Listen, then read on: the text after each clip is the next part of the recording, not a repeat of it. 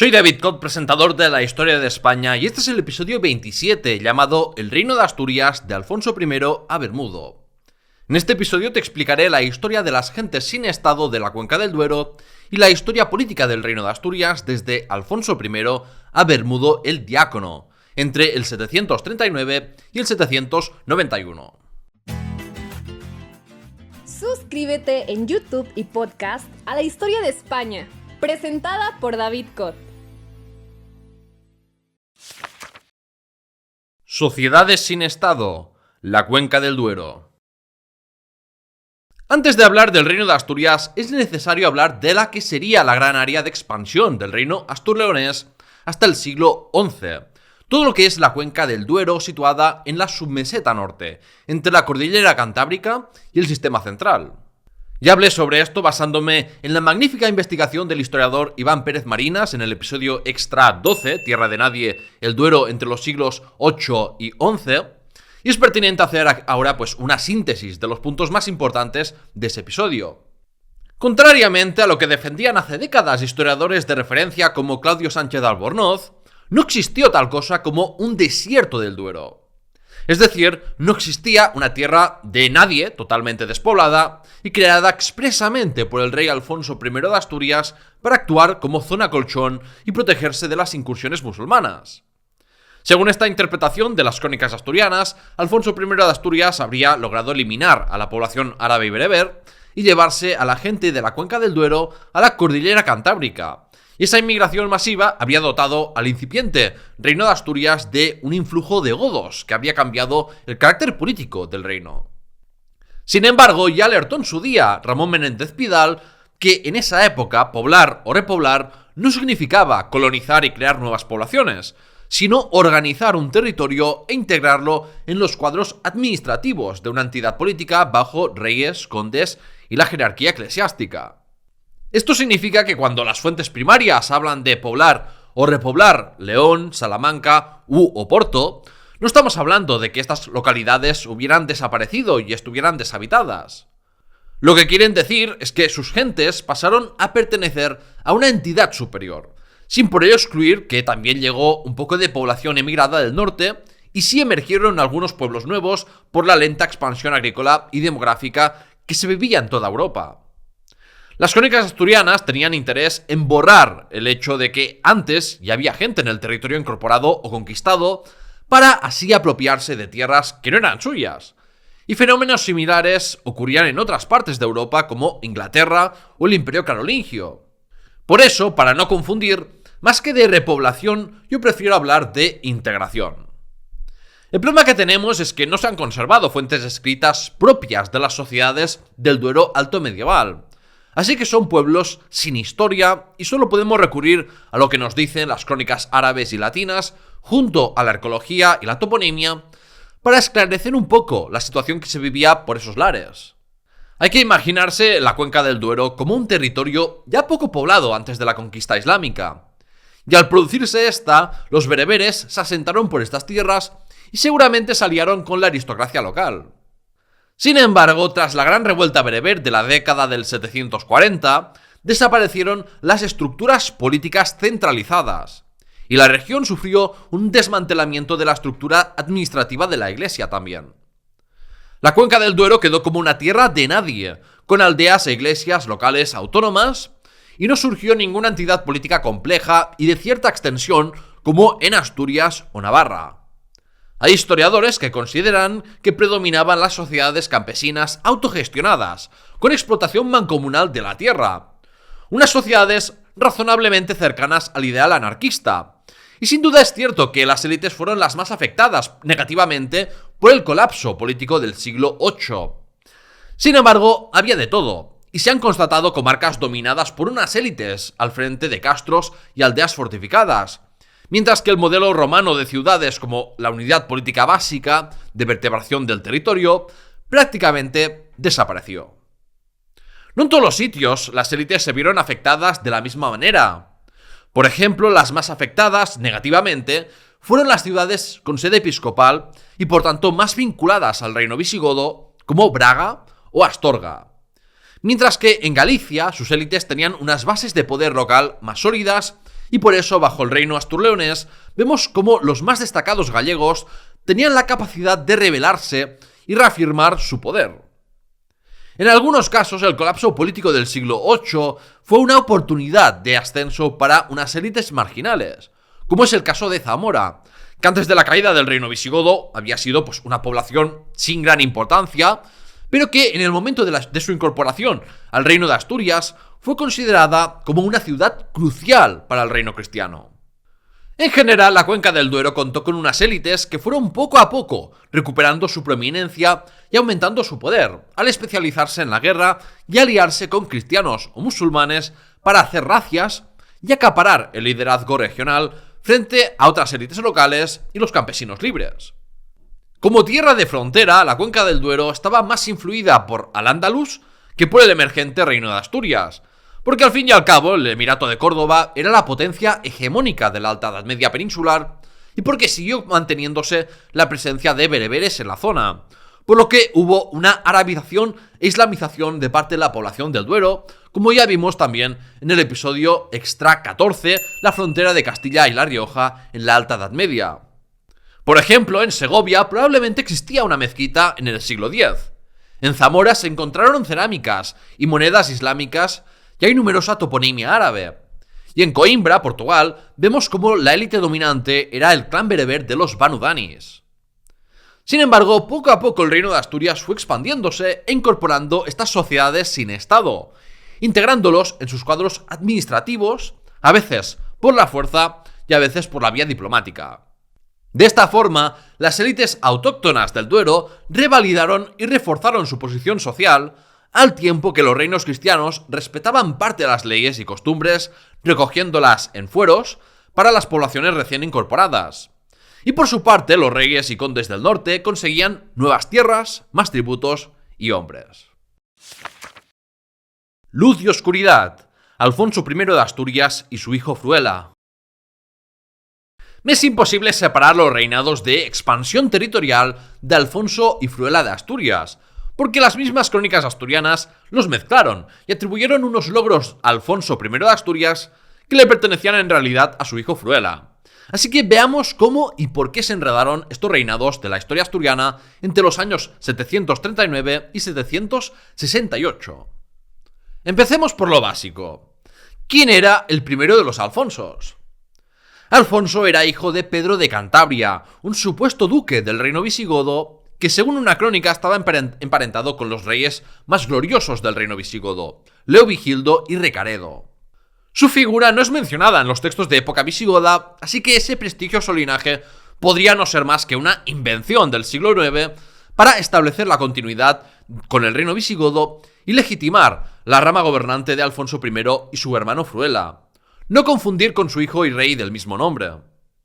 Se cree que Alfonso llegó a Asturias después de la revuelta de Pelayo y se casó con Ermesinda, hija del soberano Astur.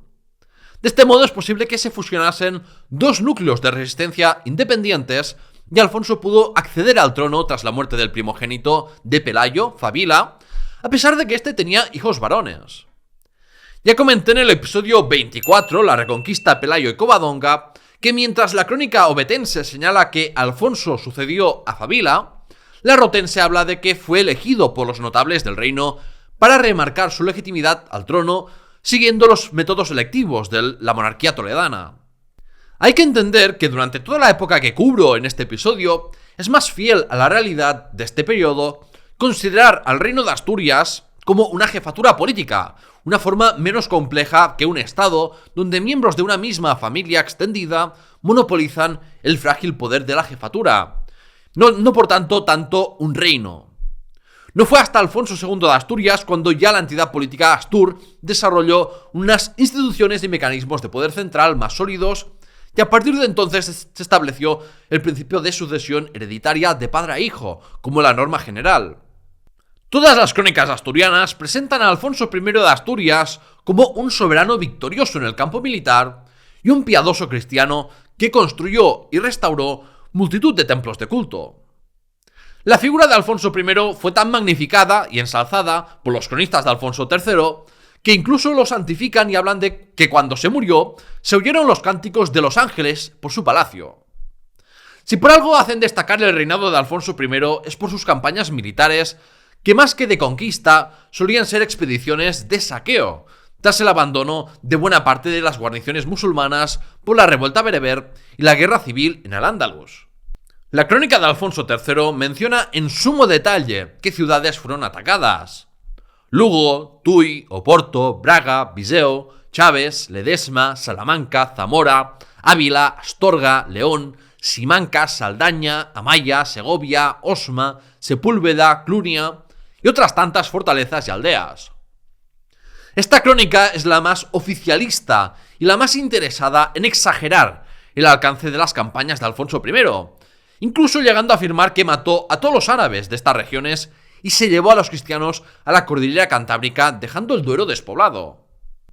También sabemos que muchas de las ciudades mencionadas no fueron conquistadas e integradas en el Reino de Asturias hasta más de un siglo después. Y por su parte, la crónica albeldense solo menciona que atacó León y Astorga y despobló la comarca castellano-leonesa de Tierra de Campos.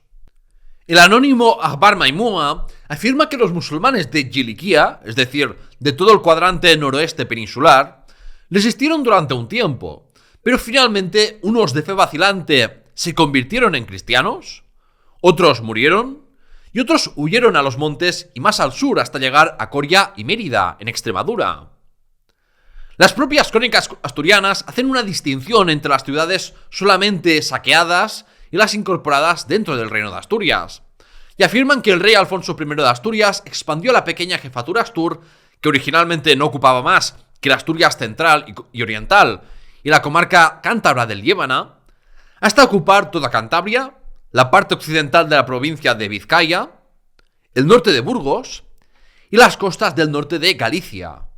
Las crónicas se contradicen al decir que Álava, Vizcaya o Pamplona se autogobernaban, pero luego en el reinado de Fruela se habla de los rebeldes de Álava. Tratarlos de rebeldes implicaría que primero deberían haberse sometido a la autoridad astur, pero como ocurrió en Al-Ándalus con el emir Abderramán I, eso probablemente no es más que la visión oficial para justificar la conquista de Álava en tiempos de Fruela y ampliar los límites inciertos de las posesiones vasconas del Reino de Asturias. Las crónicas asturianas enfatizan que Alfonso I hizo sus campañas junto a su hermana Fruela, y esta asociación a sus victorias no es casualidad, porque su hermano era el ancestro de Alfonso III, el monarca reinante cuando se escribieron las crónicas. Es con las campañas militares de Alfonso y Fruela de Cantabria donde se mezclan los hechos de los reinados de Alfonso y su hijo Fruela. El historiador Julio Escalona defiende de forma muy convincente que muchas de las famosas campañas atribuidas a Alfonso I fueron obra en realidad de Fruela I de Asturias, y que las crónicas de Alfonso III movieron eso una generación atrás para asociarlo a Alfonso y su hermano Fruela de Cantabria y así ensalzar el prestigio del linaje del monarca contemporáneo a la redacción de las crónicas, que era descendiente de Fruela de Cantabria.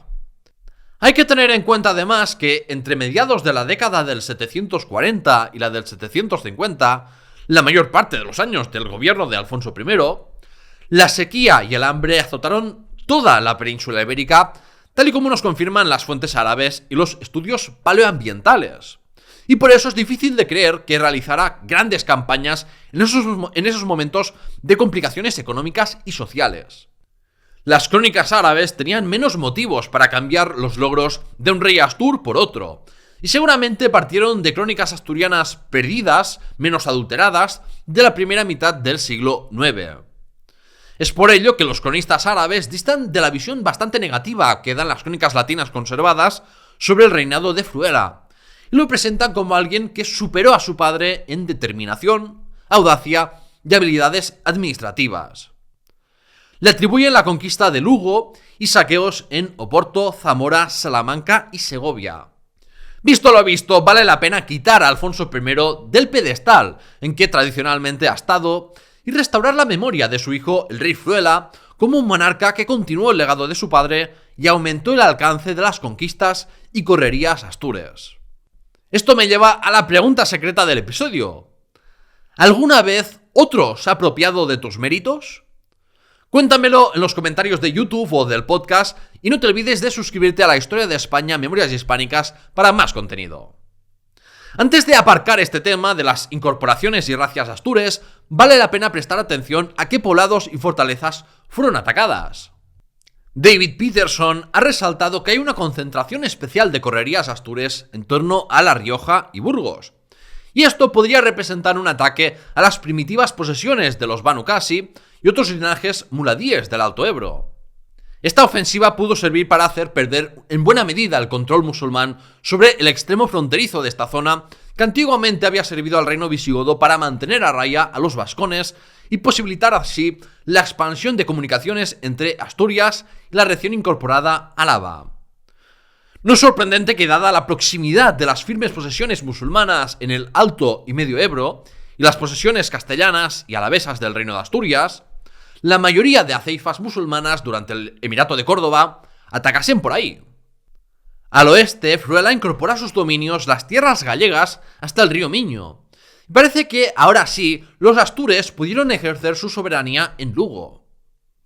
Existen varios documentos que nos hablan del obispo Odoario de Lugo, que llegó a Galicia con su familia y sirvientes tras huir de los éxitos de la monarquía asturiana para huir de la violencia e inestabilidad del norte de África, probablemente causadas por la revuelta bereber y la tercera fitna del Islam. A causa de esta inquietante expansión territorial de un lejano aristócrata cristiano, rebelde desde el punto de vista islámico, el emir Abderramán I lanzó a los pocos años de empezar su reinado una expedición que supondría el primer encuentro en batalla del Emirato de Córdoba y el Reino de Asturias. La conocida como Batalla de Pontubio ocurrió en algún punto de Galicia en el año 758 y se saldó con una victoria asturiana y el degollamiento del sobrino segundo del emir. Es sugerente un estudio de Carlos Baliñas en que compara cómo se consolidó el poder regio en áreas periféricas del Reino de Asturias y la Wessex anglosajona. Los gallegos no aceptaron fácilmente la autoridad asturiana porque contaban con una aristocracia con grandes patrimonios y fuerte autoridad local que no estaba dispuesta a ceder su poder a cambio de nada. Pero al igual que en Inglaterra, las amenazas externas de los vikingos favorecieron la unificación de Inglaterra de la mano del reino de Wessex, en el siglo IX las razzias musulmanas y escandinavas hicieron que los gallegos aceptaran mejor la soberanía asturiana por la protección militar que les otorgaba la unidad política. La victoria de Fruela sobre las tropas del emir Abderramán I es un primer ejemplo del papel de protectores con el que se legitimaban los soberanos astures. La protección del orden social del momento, como lo ejemplifica la represión de la revuelta de siervos en época del rey Aurelio, o el patronazgo de iglesias y monasterios, ayudaban a que la monarquía asturiana se ganara poco a poco la lealtad de los magnates laicos y eclesiásticos gallegos. Por otro lado, supuestamente Fruela tomó medidas contra los clérigos que tenían concubinas y no respetaban el celibato, aunque esto podría ser una invención de las crónicas para reforzar el rol regio de protector de la ortodoxia cristiana, porque dentro de su leyenda negra contra el rey godo Bitiza le atribuyen el pecado de haber permitido el matrimonio y el concubinato entre los clérigos. En base a una lápida encontrada en Oviedo, algunos historiadores han propuesto que Bímara, hermano del rey Fruela, construyó una residencia para marineros y era llamado princeps, es decir, soberano.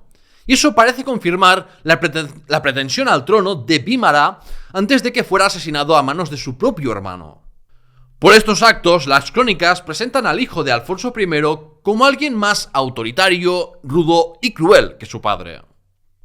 También en época de Fruela I de Asturias, en el año 761, tenemos el primer documento que nos habla de Oviedo y de la fundación del monasterio de San Vicente, en una colina estratégica que conectaba por su red de caminos León, Lugo de Llanera y Galicia.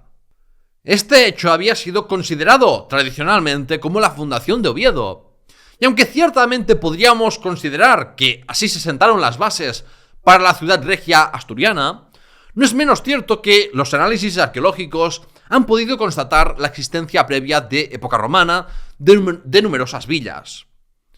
Tenemos otro documento auténtico datado del 759, el primero del territorio de la Castilla primitiva, y trata de la fundación de un monasterio femenino en la pequeña localidad de San Miguel de Pedroso, situada en el extremo oriental de la provincia de Burgos. Contaba con 28 monjas, muchas de ellas con nombres de tradición pirenaica y vascona, y la fundación fue realizada en presencia del rey Fruela y del obispo de Oca, actual Villafranca Montes de Oca. Este documento nos genera más preguntas que respuestas, porque nos hace cuestionar si la autoridad efectiva Astur llegó por un breve periodo de tiempo hasta la frontera musulmana de La Rioja en este periodo, o bien si debemos considerar este territorio como parte de la zona de influencia del Reino de Asturias, pero sin estar integrada en ella, porque es difícil de interpretar, si no, como buena parte del territorio burgalés, más al norte, no pertenecía aún al Reino de Asturias.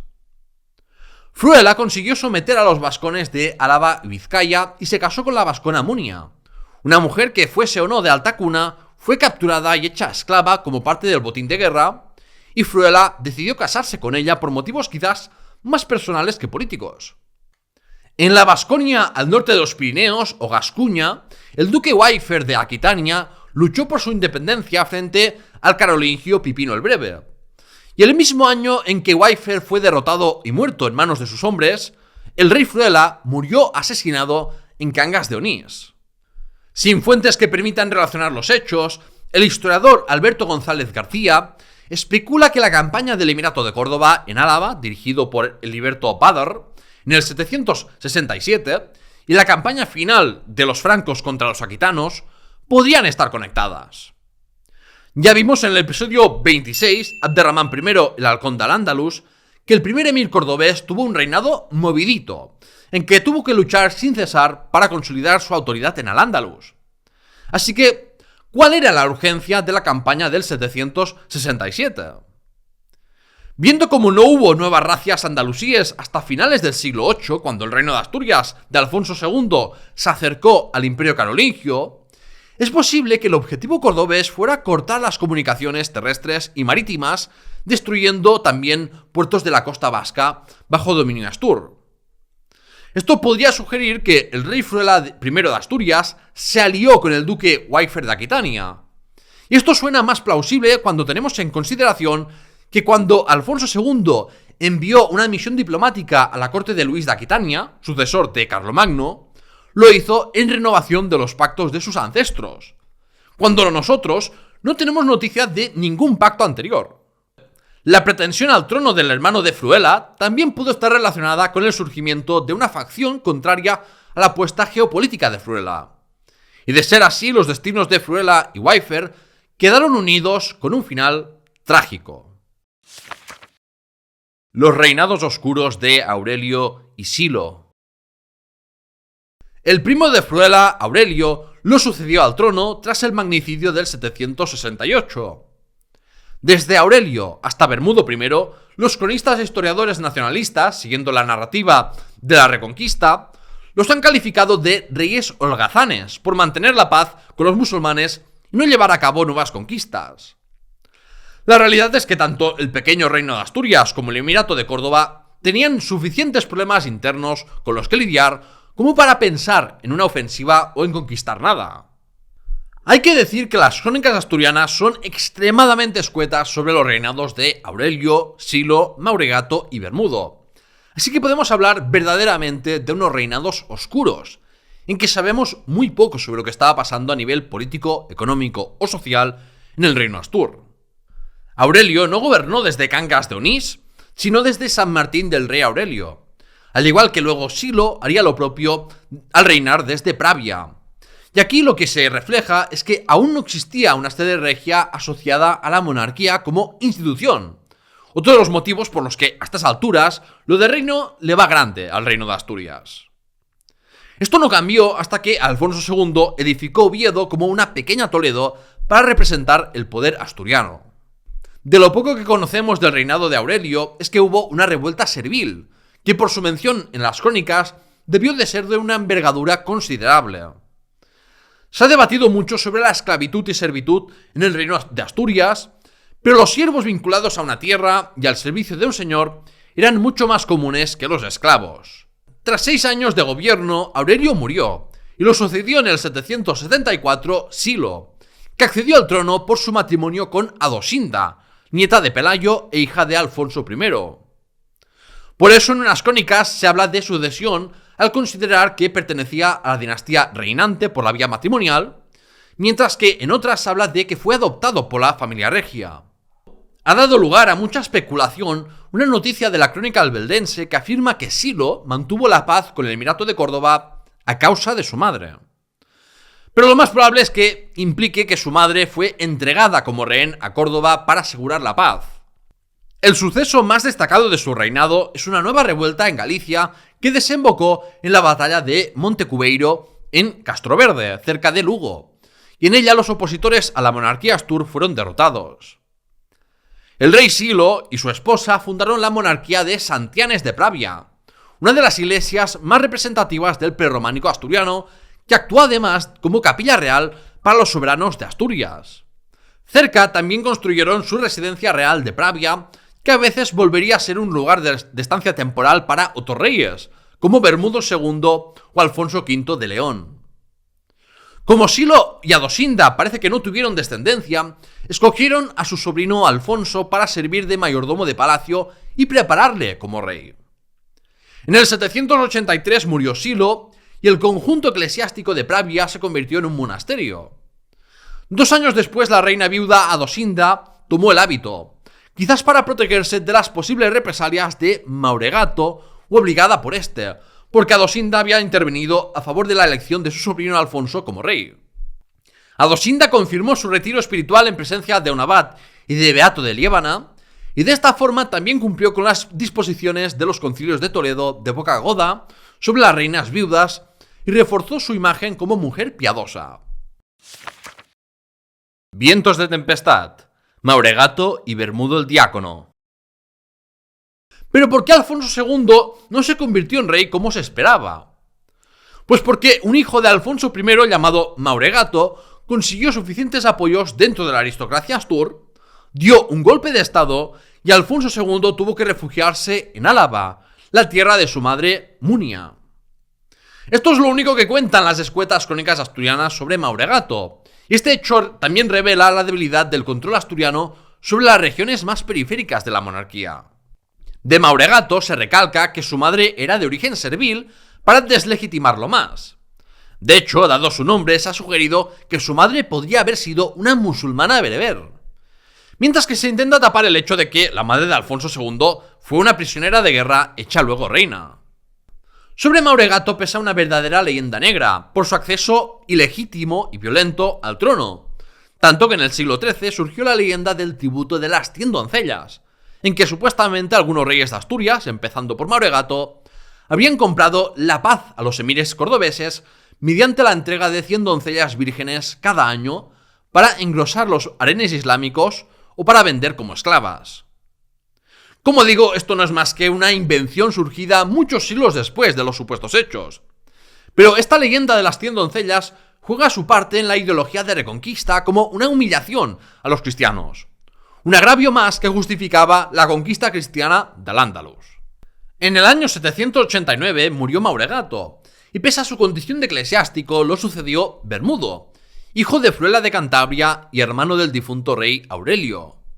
De nuevo se obviaban los derechos dinásticos de Alfonso II, y esto revela su falta de apoyos en esos momentos y que quizás la facción gobernante temía represalias por el asesinato de su padre Fruela.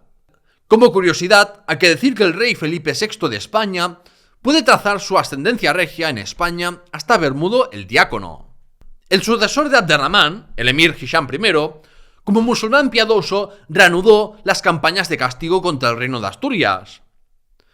No está de más recordar que en la concepción islámica toda la península ibérica pertenecía por derecho de conquista a los musulmanes, así que era intolerable la aparición de un poder cristiano dentro de sus fronteras.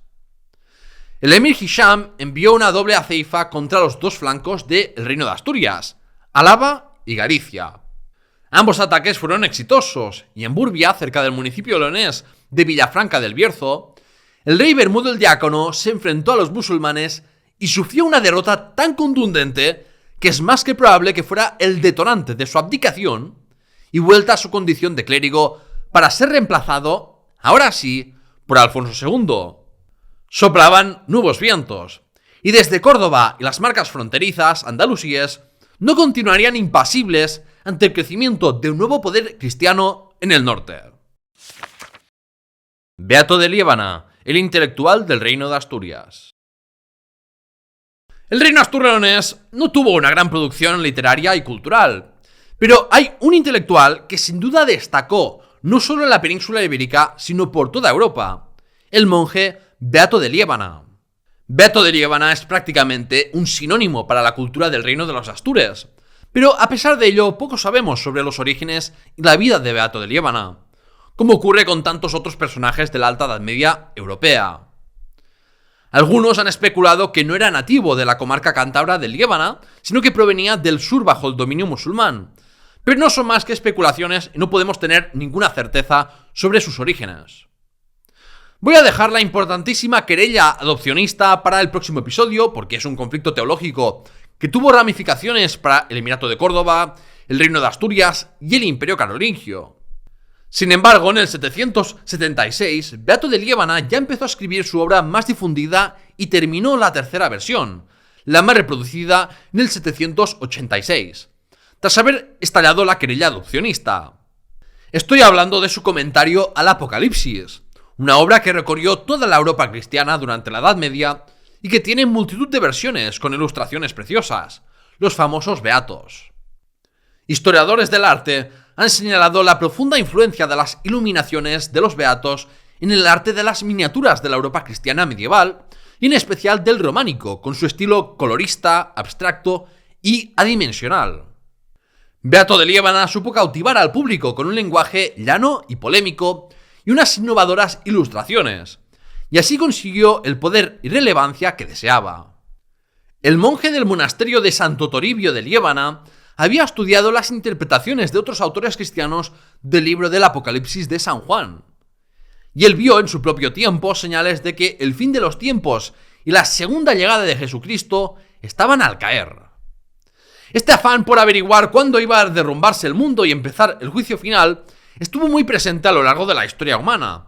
Solo hace falta pensar en el temor de que el mundo terminase en el 2012 por una predicción maya. En una carta de Lipando de Toledo, enviada a los obispos de la Galia en el 794, explica de forma jocosa cómo en un domingo de Pascua Beato de Liébana proclamó que esa misma noche se iba a producir el juicio final y pidió a la gente que se abstuviera de comer como penitencia.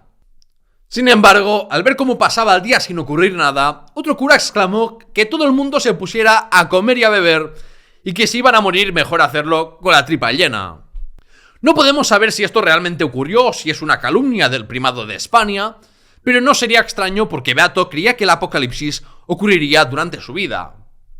Hay que entender que ya siglos antes, Jerónimo de Estridón o Julián de Toledo habían calculado que el fin del mundo ocurriría en el año 800 u 801, porque se creía que en el sexto milenio de la creación del mundo todo terminaría, y se creía que Cristo había nacido en torno al año 5200 desde la creación. Como hombre de fe, Beato escribió su comentario al Apocalipsis para cumplir con su obligación moral y religiosa y alertar y preparar a los cristianos de lo que estaba por venir en un futuro cercano. No sabemos si Beato vivió lo suficiente como para ver que el mundo no terminó al empezar el siglo IX, pero los pensadores cristianos siguieron revisando sus previsiones milenaristas apocalípticas a lo largo de la Edad Media.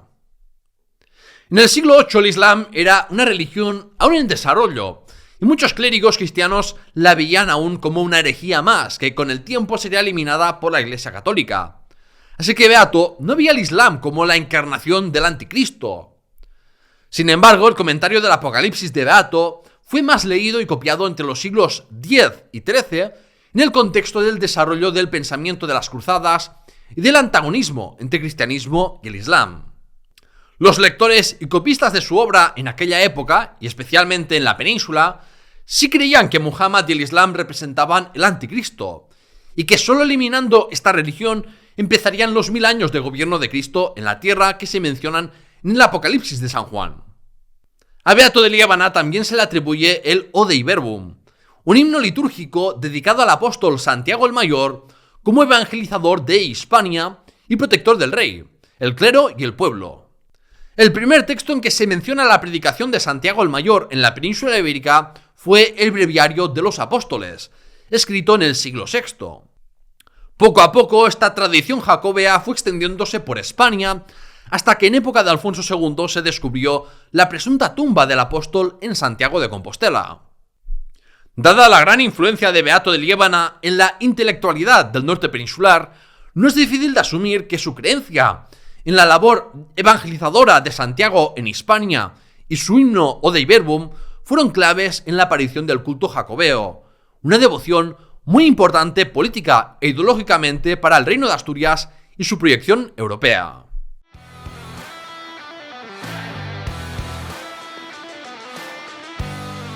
¡El veredicto!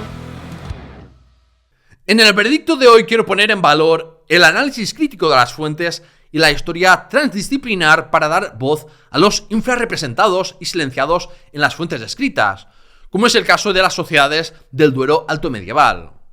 Los historiadores medievalistas a veces tomaban de forma demasiado literal y acrítica lo que decían las crónicas sin pararse a pensar en por qué escribían lo que escribían ni dudar de sus planteamientos. Eso es un problemón, porque tú imagínate que los historiadores del año 2500, por ejemplo, solo tuvieran en cuenta los escritos de los gobiernos o los panfletos de los partidos políticos. ¿Cómo de distorsionada sería la imagen que se pintaría de la realidad actual? Es más, Sánchez de Albornoz patinó con la tesis del desierto del Duero, no solo porque tomaba la mayor parte de lo dicho en las crónicas como verdad, sino por un error filológico, por no entender que poblar en aquella época significaba organizar e integrar en los cuadros administrativos. La arqueología también se ha encargado sobradamente de demostrar que había poblaciones al norte y sur del Duero, y eso que aún hay muchas excavaciones por realizar y analizar. Por eso es tan importante el enfoque transdisciplinar en la historia, porque otras ramas del conocimiento como la filología, la toponimia, la arqueología o la sociología nos ayudan a entender mejor la historia y llenar los vacíos que dejan las fuentes escritas o incluso contradecirlas. Y con eso, el veredicto termina. Antes de que te vayas, quiero dar las gracias a Milton Díaz y en general a todos mis queridos mecenas de Patreon y de YouTube que ayudan a que el proyecto siga adelante. Tú también puedes hacerlo en patreon.com/lahistoriahispana y conseguir acceso anticipado a todo mi contenido o merchandising exclusivo. Acuérdate de darle al botón de suscribirte en YouTube y los dos podcasts para no perderte el contenido de la historia de España, Memorias Hispánicas. En el siguiente episodio hablaré del Imperio Carolingio y de las primeras campañas por tierras hispanas. ¡No te lo pierdas!